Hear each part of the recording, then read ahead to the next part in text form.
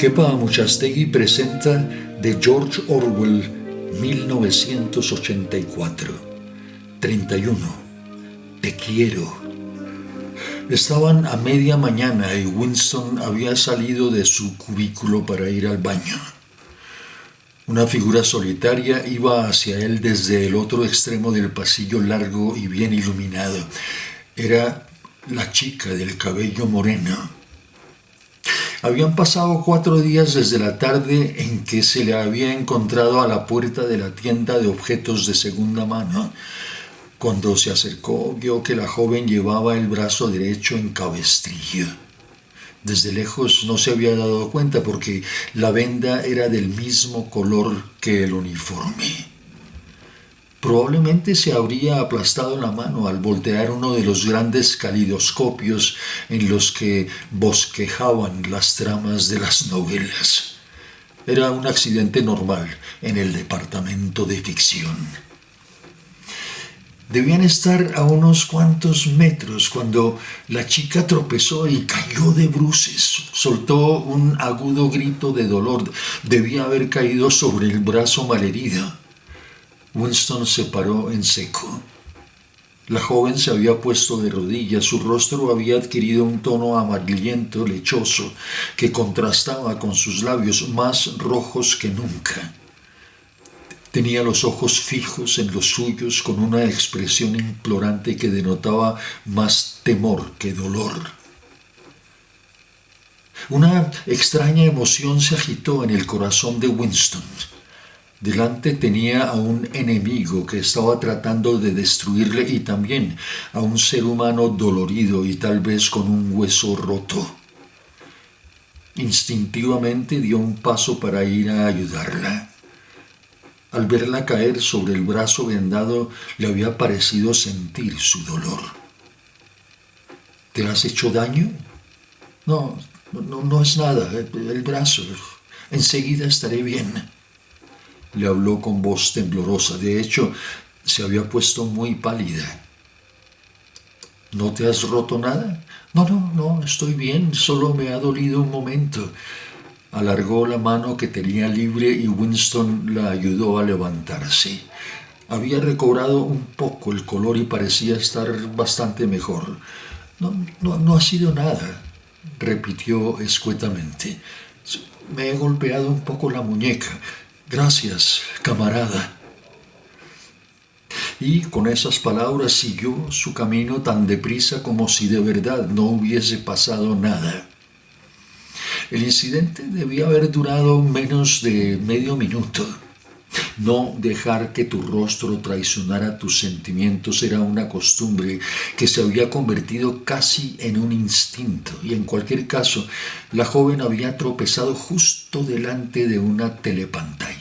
No obstante, a Winston le había costado un gran esfuerzo ocultar su sorpresa, porque en los 2 o 3 segundos en que había ayudado a levantarse a la chica, ella le había deslizado algo en la mano. No había la menor duda de que lo había hecho a propósito. Era algo pequeño y plano. Al pasar por la puerta de los servicios se lo guardó en el bolsillo y lo tocó con la punta de los dedos. Era un trozo de papel doblado en forma de cuadrado. De pie ante el urinario se las arregló para desplegarlo en el interior del bolsillo. Era evidente que debía de haber alguna especie de mensaje escrito en él. Por un momento estuvo tentado de entrar en uno de los váteres y leerlo allí mismo, pero eso habría sido una auténtica locura. No había sitio que las telepantallas vigilaran con más atención. Volvió a su cubículo, se sentó, dejó el trozo de papel con los demás que había sobre la mesa, se puso los anteojos y acercó el hablaescribe. 5 minutos como mucho, se dijo.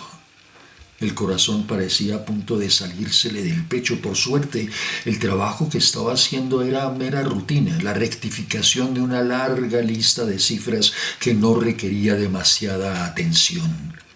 Lo que hubiese escrito en el papel tenía que tener por fuerza un significado político.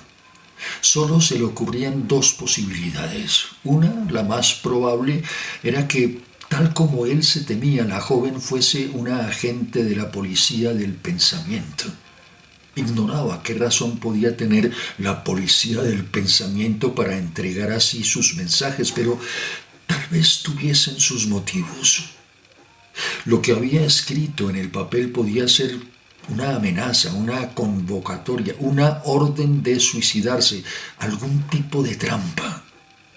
Pero había otra posibilidad que seguía estando ahí por más que él tratara de descartarla por descabellada.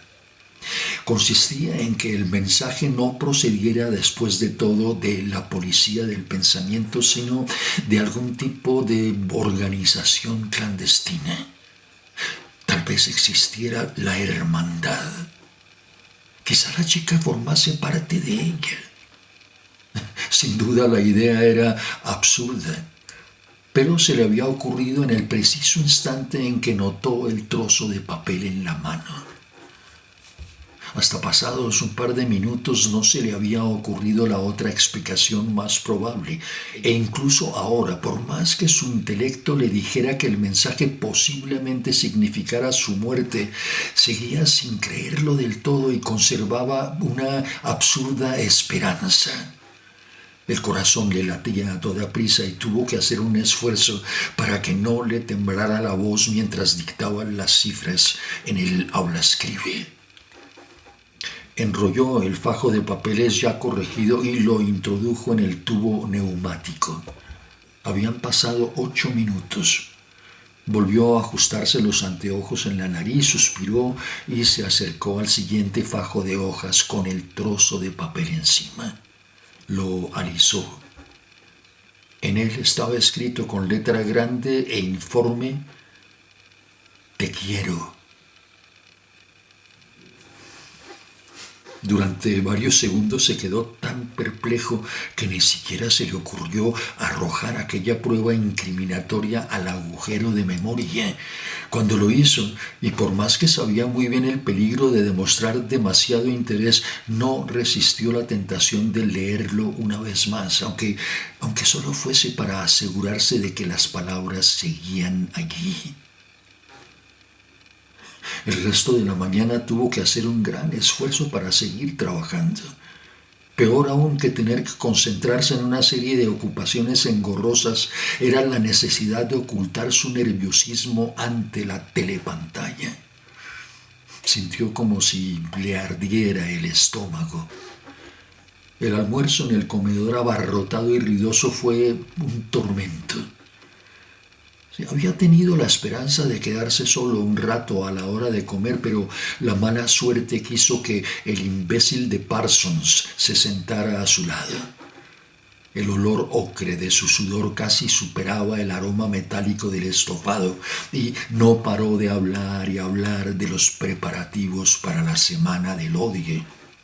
Estaba particularmente entusiasmado con un busto de cartón de el hermano mayor de 2 metros de anchura que estaba haciendo la tropa de los espías a la que pertenecía su hija.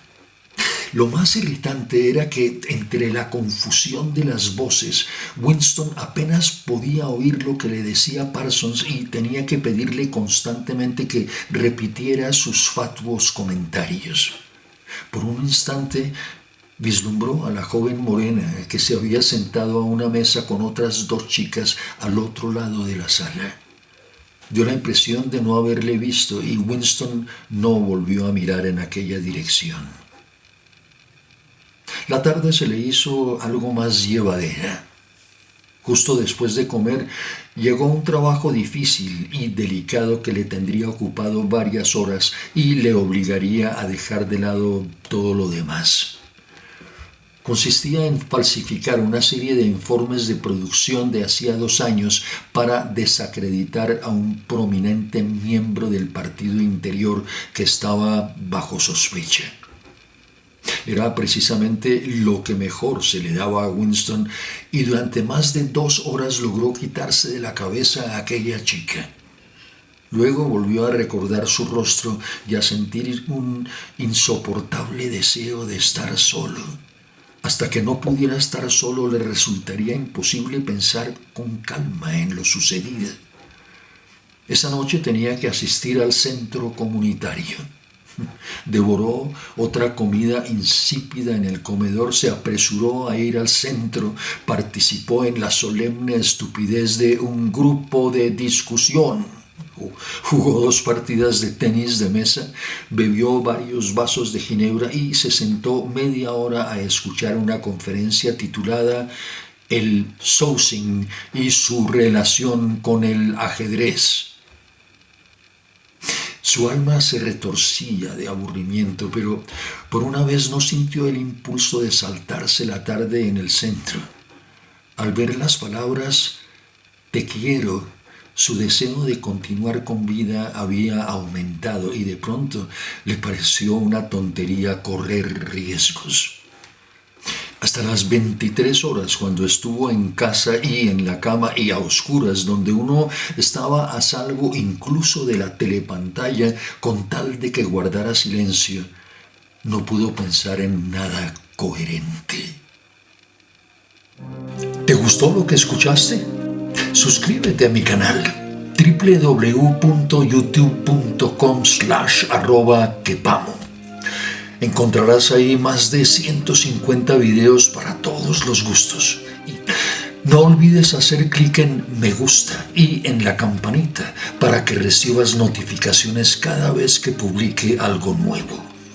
Recuerda, ya puedes convertirte en miembro de mi canal, es decir, en patrocinador mío. Es muy fácil. Entra a mi canal. Ahí arriba hay una pestaña que dice unirse. Dale clic y escoge el plan que prefieras. Eso es todo. Ahora, si quieres ayudarme aún más eficazmente, entra a mi página de Patreon, www.patreon.com/quepaamuchastegui y colabórame con tu aporte mensual. Son 2 maneras de patrocinarme para que yo pueda dedicarme de tiempo completo a esta labor que tanto me gusta y que te sirve a ti para entretener esos ratos vacíos. Muchísimas gracias.